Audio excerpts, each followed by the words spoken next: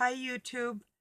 Doug forgot to bring in that SD card that we have a spare one and he's going to bring it in, but he forgot to do that. So he's got it tucked away. He's got to bring it out of his shop. So he's going to do that later on, but I thought I'd get on here and chat. I was wondering how many people out there. I mean, I know there's a lot of people that feel that they're on a mission, like there's something in particular that you're doing in your life or your life's mission. How many of you are aware of exactly what your life mission is? If you could sit down and maybe it's just something you need to learn for yourself, or maybe it's something like me that I had to learn for myself so I could tell other people. That's what I believe. I had to live through some really hellacious times graciously and come out here and not be bitter so I could communicate with other people that have been through living hell and and show them, you know, there's still tenderness and grace in the world through people, even though we've been through some really terrible times. I believe that's really my number one mission. And even if we only touch one person with what our life's goal is, in that respect, in the soulful sense, in the spiritual sense.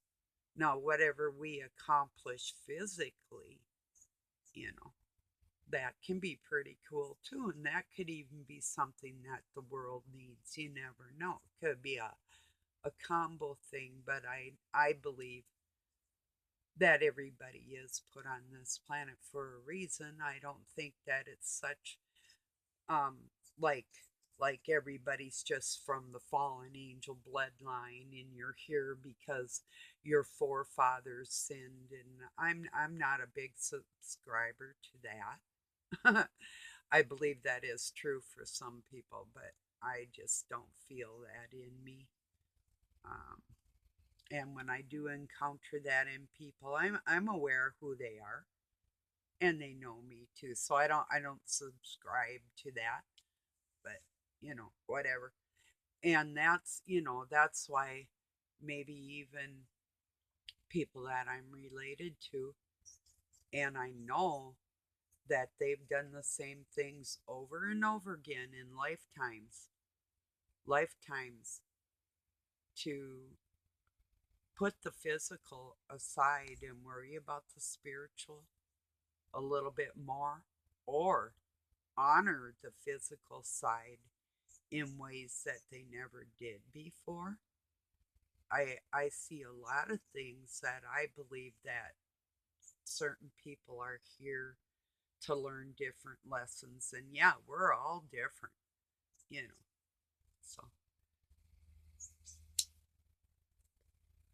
yeah, it's a nice day. We like had cold weather. It's still only about 55 degrees, and sometimes this time of year could even be close to 100 degrees. So, oh, I don't know.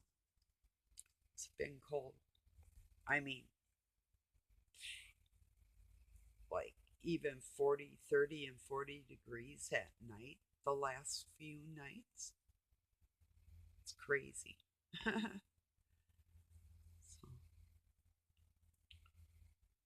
but yeah, I don't know. I don't know. Some people maybe believe that they only live once. You get one time to go around, and well, and then some people say, well, you only die once. And I've been thinking about that too. How can an eternal being die? You go to different levels and different.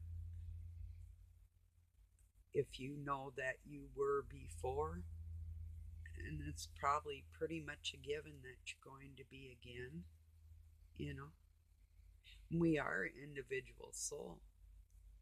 Would God take our souls from us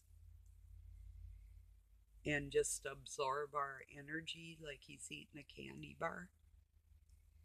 Maybe, you know. If we didn't care, why should he? You know.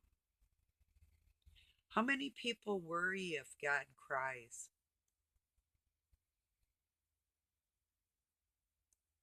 I don't know. It's like maybe some, maybe a lot. How many worry if their parents cry? You know, I used to be a sucker for that shit. Yeah, not, I'm not anymore, but I wouldn't call myself a sucker for worrying if God cried. That's why I'm battling so hard against the things I battle. So that is the main reason. God's tears. Yeah, that's what started me on my quest, my concern for another being and people in general. So sometimes I'm not so nice about it, and I'm not going to sit here and pretend that I am. But I need strong friends that understand if I get to the point of like flipping out one day, I'm going to be okay, and it isn't my nature. It's from excess abuse and the lack of the ability to keep it all inside and having to have somebody to tell it to. You know, that's what that's all about. So I don't care who perceives me as what. I know who I am on the inside, you know. So I'm listening to Rabbi Simon again, Jacobson today. He's got why Jewish knowledge of reincarnation was kept secret. Now, keep in mind, I've read the Kabbalion and the Kabbalah.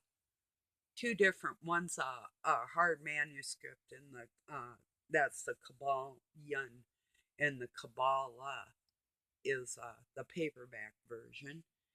Um, and certain Talmudic writings to go along with that. So it's kind of a different doctrine with additions.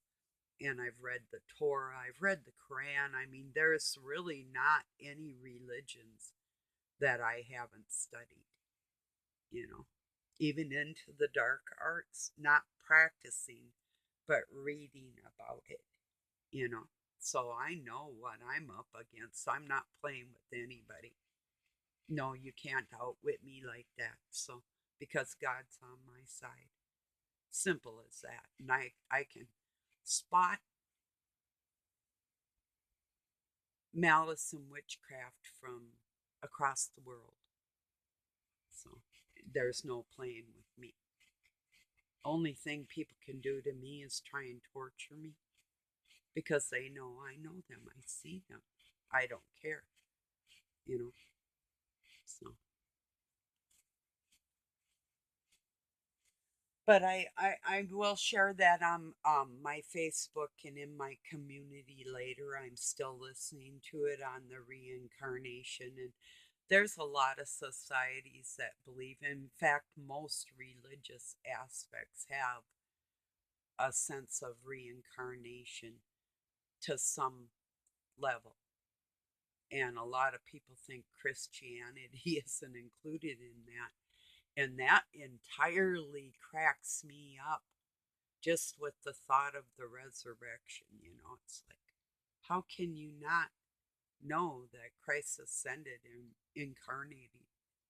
You know, well, because they've been taught that the spiritual world is kind of like a faux pas, like there's something wrong with it. It's like a fail before you even go into it. But it's not in. Well, let me explain that. like,